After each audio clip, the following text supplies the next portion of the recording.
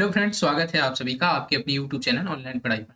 Friends, हम लोग उत्तर प्रदेश लोक सेवा आयोग समीक्षा अधिकारी एवं सहायक समीक्षा अधिकारी का जो प्रारंभिक परीक्षा होती है यानी कि प्रीलिमिनरी एग्जाम जो होता है उसके लिए आज प्रैक्टिस सेट सॉल्व करने वाले हैं। तो जल्दी से जुड़ जाइएगा, कमेंट बॉक्स में कमेंट करके बताइएगा कि आप तक जो है वीडियो और ऑडियो क्लियर पहुंच रही है। वीडियो शुरू करने से पहले अगर आप हमारे चैनल पर नए हो तो चैनल को सब्सक्राइब करना ना भूलें, साथ ही बेल आइकन भी प्रेस कर लें ताकि इसी प्रकार के लेटेस्ट नॉलेज वाली वीडियो है वो आप तक जल्द से जल्द पहुंच सके। तो चलते हैं अपना समय बिना व्यर्थ किए हुए अपनी स्क्रीन की तरफ और आज का हमारा जो प्रैक्टिस सेट है इसको हम लोग सॉल्व करते हैं। जल्दी से जुड़ जाइएगा और कमेंट बॉक्स में आंसर बताते हुए चलिएगा। प्रैक्टिस सेट को प्रैक्टिस सेट के तौर पर ही सॉल्व करेंगे क्वेश्चंस और उसका आंसर टिक करते हुए चलेंगे, ठीक है। तो कमेंट करते हुए क्रम से चलेंगे। आज का जो हमारा पहला प्रश्न है इसकी अगर बात की जाए तो निम्नलिखित में से किस अधिनियम द्वारा भारत में प्रांतों को स्वायत्तता प्रदान की गई थी। ये क्वेश्चन हम लोग सॉल्व कर चुके हैं।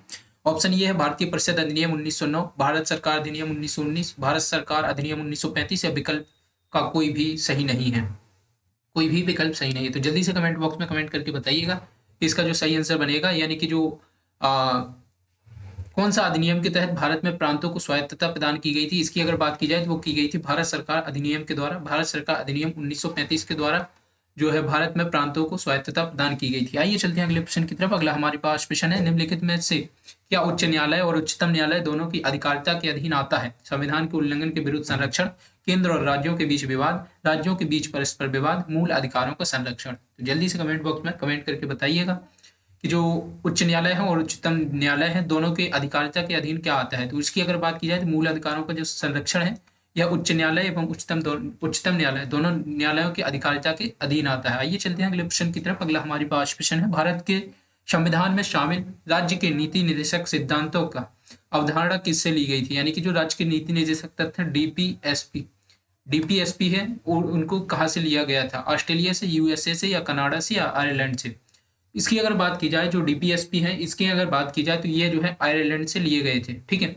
आइए चलते हैं अगले प्रश्न की तरफ। अगला हमारे पास प्रश्न है, निम्नलिखित में से कौन भारत के संसद के दोनों सदनों में से किसी का भी सदस्य नहीं होता है। भारत के प्रधानमंत्री, भारत के वित्त मंत्री, भारत के राष्ट्रपति। केवल एक सही है, केवल दो सही है, केवल तीन सही है, ये दो तथा तीन दोनों सही है।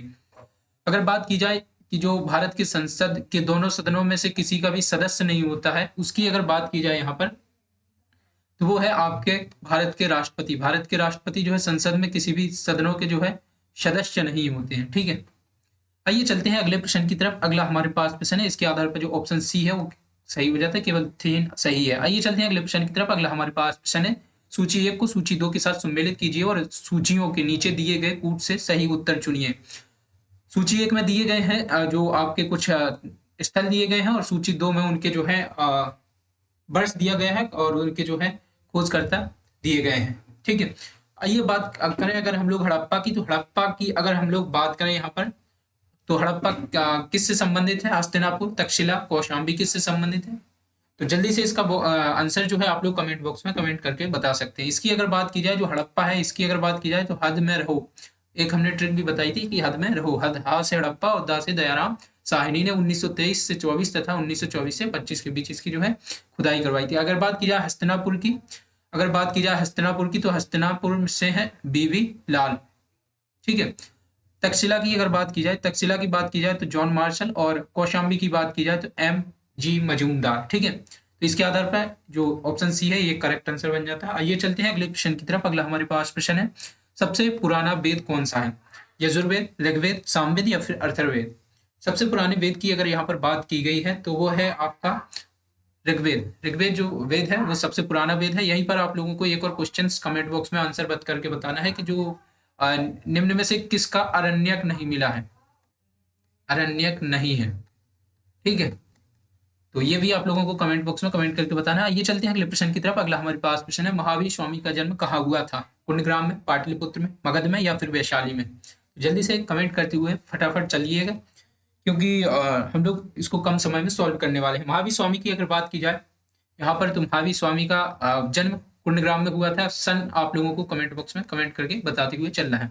भारत की मुख्य भूमि का अक्षांश कहाँ से कहाँ के बीच फैला हुआ है। इसके लिए आपके पास ऑप्शन दिए गए हैं, 8 डिग्री 4 मिनट उत्तर और 37 डिग्री 6 मिनट उत्तर में, 8 डिग्री 4 मिनट पश्चिम और 37 डिग्री 6 मिनट पश्चिम में, 8 डिग्री 4 मिनट पूर्व और 37 डिग्री 6 मिनट पूर्व, या फिर 8 डिग्री 4 मिनट दक्षिण और 37 डिग्री 6 मिनट दक्षिण में।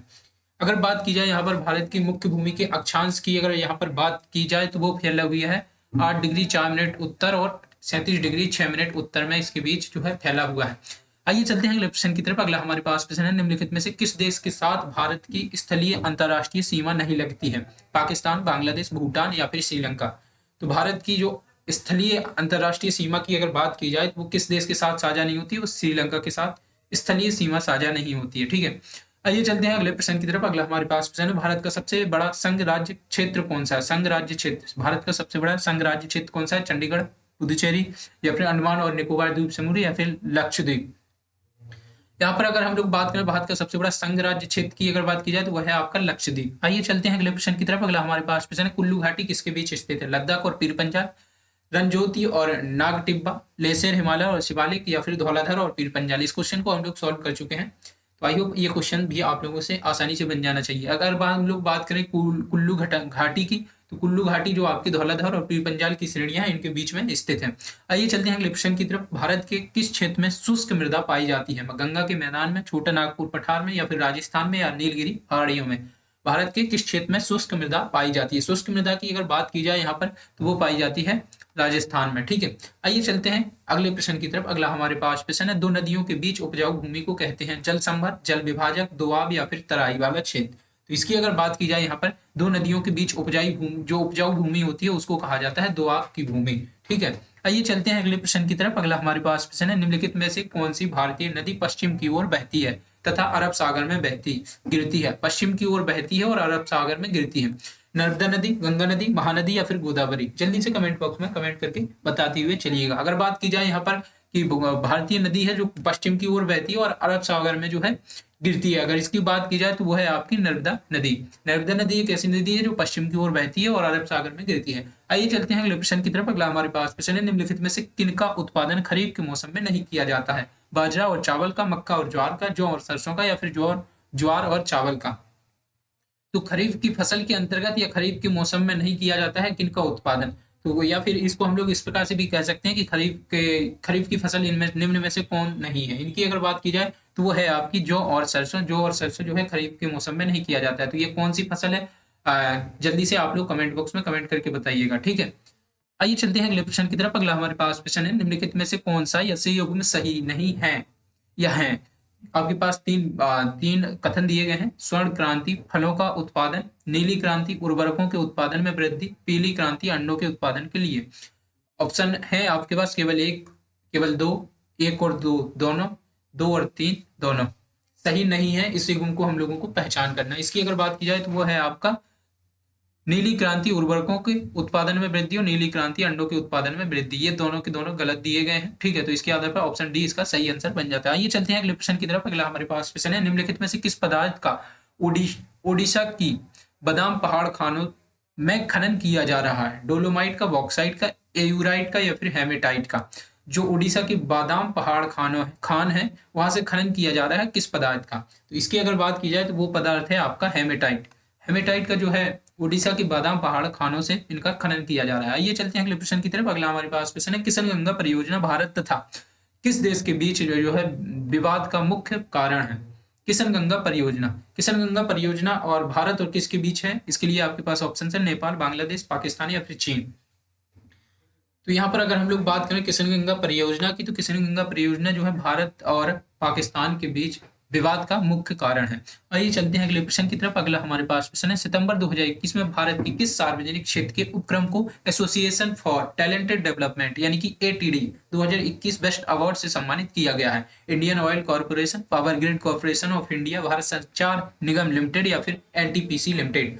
तो सितंबर 2021 में भारत के किस सार्वजनिक क्षेत्र के उपक्रम को एसोसिएशन फॉर टैलेंट डेवलपमेंट यानी कि एटीडी 2021 बेस्ट अवार्ड से सम्मानित किए जाने की अगर बात की जाए तो वो है आपका power grid corporation of India. ठीक है, इसको जो है एटीडी 2021 से सम्मानित किया गया है। आइए चलते हैं अगले प्रश्न की तरफ। अगला हमारे पास प्रश्न है, 2 सितंबर 2021 को ब्रिक्स देशों के ऊर्जा मंत्रियों की 6वीं बैठक किस देश की अध्यक्षता में हुई थी? रूस, ब्राजील, दक्षिण अफ्रीका या फिर भारत। तो 2 सितंबर 2021 की अगर बात की जाए तो वो है आपकी 2 सितंबर 2021 को ब्रिक्स देशों की ऊर्जा मंत्रियों की बैठक, जो ऊर्जा मंत्रियों की 6वीं बैठक थी, इसकी अध्यक्षता जो है भारत ने की थी। आइए चलते हैं अगले क्वेश्चन की तरफ। अगला हमारे पास प्रश्न है, हाल ही में विश्व नारियल दिवस कब मनाया गया? विश्व नारियल दिवस की अगर बात की जाए 3 सितंबर, 5 सितंबर, 2 सितंबर या फिर 8 सितंबर। विश्व नारियल दिवस की अगर बात की जाए तो 2 सितंबर को मनाया जाता है। आइए चलते हैं अगले प्रश्न की तरफ। अगला हमारे पास प्रश्न है, अगस्त 2021 में द इकोनॉमिस्ट इंटेलिजेंस यूनिट द्वारा जारी सुरक्षित शहरों की सूचकांक 2021 में किस शहर को जो है शीर्ष स्थान प्राप्त हुआ है? टोक्यो को, पेरिस को या फिर बर्लिन को या फिर कोपेनहेगन को? अगर बात की जाए यहाँ पर आपकी जो अगस्त 2021 में द इकोनॉमिक इंटेलिजेंस यूनिट के द्वारा जारी की गई जो सूची है सुरक्षित शहरों का सूचकांक 2021 में, इसको शीर्ष स्थान पर रखा गया है कोपेनहेगन को। आइए चलते हैं अगले प्रश्न की तरफ। अगला हमारे पास प्रश्न है, 2 सितंबर 2021 को सूचना और प्रसारण मंत्रालय ने पत्रकार कल्याण योजना से संबंधित दिशा निर्देशों की समीक्षा के लिए किसकी अध्यक्षता में 10 सदस्यीय समिति गठित की? अशोक कुमार टंडन, वसुधा वेणुगोपाल या फिर अमित कुमार या फिर शिशिर कुमार सिन्हा? तो 2 सितंबर 2021 को सूचना और प्रसारण मंत्रालय ने पत्रकार कल्याण योजना से संबंधित दिशा निर्देशों की समीक्षा के लिए, अगर यहाँ पर बात की जाए तो किसकी जो है अध्यक्षता में यहाँ पर समिति का गठन किया गया? इसकी अगर बात की जाए तो वो है आपकी अशोक कुमार टंडन की अध्यक्षता में इस समिति का जो है गठन किया गया। आइए चलते हैं अगले प्रश्न की तरफ। अगला हमारे पास प्रश्न है, 23 जुलाई से 8 अगस्त 2021 के मध्य टोक्यो यानी कि जापान में आयोजित 32वें ओलंपिक खेलों का शुभंकर यानी कि मॉस्कट क्या था? नारुहितो, मिराइतोवा, निराइजोवा या उपयुक्त में से कोई नहीं। 23 जुलाई से 8 अगस्त 2021 के मध्य टोक्यो जापान में 32वें ओलंपिक खेलों का शुभारंभ शुभंकर क्या था? शुभंकर की अगर बात की जाए तो वो था मिराइतोवा। 2021 के मध्य जो टोक्यो में आयोजित ओलंपिक 32वां ओलंपिक हुआ था, उसका जो है शुभंकर मिराइतोवा था। आइए चलते हैं अगले प्रश्न की तरफ। निम्न में से किसे उत्प्रवाही द्रव्य माना जाता है? FII या फिर FDI या फिर ADR या फिर GDR? तो उत्प्रवाही द्रव की अगर बात की जाए यहाँ पर तो वो माना जाता है आपका FII। इसका आपको लोगों को फुल फॉर्म भी कमेंट बॉक्स में कमेंट करके बताना है। आइए चलते हैं अगले प्रश्न की तरफ। अगला हमारे पास प्रश्न है, निम्नलिखित में से मिलान कीजिए, संस्था या समूह और इसका मुख्यालय। IMF का मुख्यालय कहाँ पर स्थित है? WTO का मुख्यालय कहाँ स्थित है? ADB का मुख्यालय एवं सार्क का मुख्यालय कहाँ पर स्थित है? अगर बात की जाए आपके जो है इनके जो सही मिलान की, तो जो आपका जो है IMF है, IMF की अगर बात की जाए तो इसका जो मुख्यालय है, इसकी अगर बात करें तो IMF का मुख्यालय वाशिंगटन DC और आपका जो WTO जिनेवा और आपके जो ADB है, ADB की अगर बात की जाए तो वो है फिलीपींस और सार्क का मुख्यालय काठमांडू। ठीक है, तो इसके आधार पर जो सही आंसर बन जाएगा ऑप्शन डी इसका सही आंसर बन जाएगा। आइए चलते हैं अगले क्वेश्चन की तरफ। अगला हमारे पास क्वेश्चन है, निम्नलिखित का मिलान कीजिए मंदिर और मंदिर से संबंधित राज्य, यानी कि सोमनाथ मंदिर किस राज्य में स्थित है? कामाख्या मंदिर, रामनाथ स्वामी मंदिर, महाबोधि मंदिर। अगर सोमनाथ मंदिर और इनकी अगर बात की जाए तो इसके आधार पर कौन सा ऑप्शन सही यहाँ पर बन रहा है, इसको कमेंट बॉक्स में कमेंट करके बताना है। अगर हम लोग बात करें यहाँ पर कि जो आपका सोमनाथ मंदिर है, सोमनाथ मंदिर की अगर बात करें तो वो है गुजरात में स्थित, और कामाख्या मंदिर की बात की जाए तो वो असम में स्थित है। और अगर हम लोग बात करें स्वामी रामनाथ जो मंदिर है, जो स्वामी रामनाथ मंदिर है, इसकी अगर हम लोग बात करें तो वो तमिलनाडु में स्थित है, और जो महाबोधि मंदिर है वो बिहार में स्थित है। आइए चलते हैं अगले प्रश्न की तरफ। अगला हमारे पास प्रश्न है, इसके आधार पर जो सही आंसर बन जाएगा उसकी अगर हम लोग बात करें तो वो आपका ऑप्शन बन जाएगा ऑप्शन सी। ठीक है, अगला जो हमारे पास प्रश्न है, भारत में लोकनायक की पदवी के साथ कौन संबंधित है? लोकनायक की पदवी के साथ जो है कौन संबंधित है? लाला लाजपत राय, बाल गंगाधर तिलक या फिर जयप्रकाश नारायण, मदन मोहन मालवीय।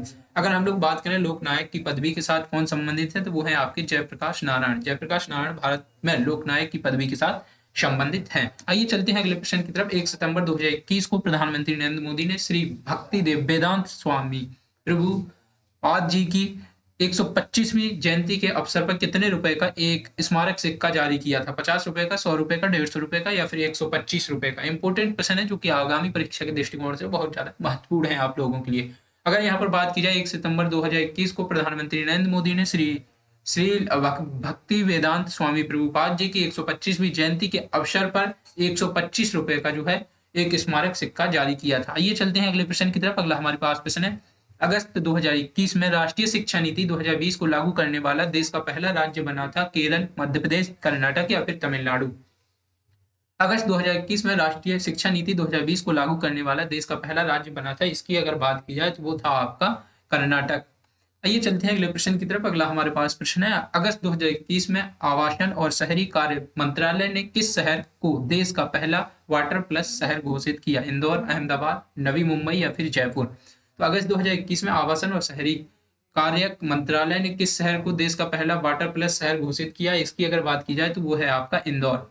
ये चलते हैं अगले प्रश्न की तरफ। 11 से 13 मार्च 2022 के मध्य डेफ एक्सपो, डिफेंस एक्सपो इसको हम लोग कहेंगे, डिफेंस एक्सपो 2022 कहाँ आयोजित किया जाएगा या किया गया था? ठीक है, भुवनेश्वर, केवड़िया, वाराणसी या फिर गांधीनगर? 11 से 13 मार्च 2020 के मध्य जो डिफेंस एक्सपो है 2022 का, वो कहाँ पर आयोजित किया गया था? इसकी अगर बात की जाए तो वो है आपका गांधीनगर। आइए चलते हैं अगले प्रश्न की तरफ। अगला हमारे पास प्रश्न है, अगस्त 2021 को कौन सा देश 8 जनवरी 2021 में लागू होने वाले संशोधनों के बाद अंतरराष्ट्रीय सौर गठबंधन फ्रेमवर्क समझौते पर हस्ताक्षर करने वाला 5वां देश बन गया है? स्वीडन, डेनमार्क या फिर जर्मनी या फिर नॉर्वे? यहाँ पर अगर बात की जाए अगस्त 2021 में जो है, अगर अगस्त 2021 के जो समझौता करने वाले देश की अगर बात की जाए तो वो है आपका जर्मनी। अगस्त 2021 में जर्मनी ने 8 जनवरी 2021 को लागू होने वाले संशोधनों के बाद अंतरराष्ट्रीय सौर गठबंधन फ्रेमवर्क पर हस्ताक्षर करने वाला जो है देश का 5वां राज्य, जो 5वां देश बन गया है। सॉरी, आइए चलते हैं अगले प्रश्न की तरफ। अगला हमारे पास प्रश्न है, 23 जुलाई से 8 अगस्त 2021 के मध्य आयोजित टोक्यो ओलंपिक 2020 के समापन समारोह में भारत का ध्वजवाहक कौन थे? नीरज चोपड़ा, बजरंग पुनिया, शाई खोम, मीराबाई चानू या फिर लवलीना बोर्गेहेन? 23 जुलाई से 8 अगस्त 2021 के मध्य आयोजित टोक्यो ओलंपिक की अगर बात की जाए जो कि 2020 के था, उसके समापन समारोह में भारत के ध्वजवाहक की अगर बात की जाए तो वो थे बजरंग पुनिया। आइए चलते हैं अगले प्रश्न की तरफ। अगला हमारे पास प्रश्न है, 4 अगस्त 2021 को भूकंप अलर्ट ऐप द्वारा लॉन्च करने वाला देश का पहला राज्य बन गया है? हिमाचल प्रदेश, सिक्किम, उत्तराखंड या फिर अरुणाचल प्रदेश? 4 अगस्त 2021 को भूकंप अलर्ट ऐप लॉन्च करने वाला देश का पहला राज्य कौन बना है? इसकी अगर बात की जाए तो वो है आपका उत्तराखंड। आइए चलते हैं अगले प्रश्न की तरफ। अगला हमारे पास प्रश्न है, 30 से 31 जुलाई 2021 के मध्य भारत इंडोनेशिया समन्वित गश्त का 36वां संस्करण कहाँ आयोजित हुआ? हिंद महासागर, दक्षिणी चीन सागर, अरब सागर या फिर बंगाल की खाड़ी? इसकी अगर बात की जाए तो वो है आपका हिंद महासागर में 30 से 31 जुलाई 2021 के मध्य भारत इंडोनेशिया समन्वित गश्त का 36वां संस्करण आयोजित हुआ। आइए चलते हैं अगले प्रश्न की तरफ। अगला हमारे पास प्रश्न है, निम्न का मिलान कीजिए। जनजाति और जनजाति से संबंधित प्रदेश भील, थारू, गोंड और टोंडा किस प्रदेश से संबंधित है?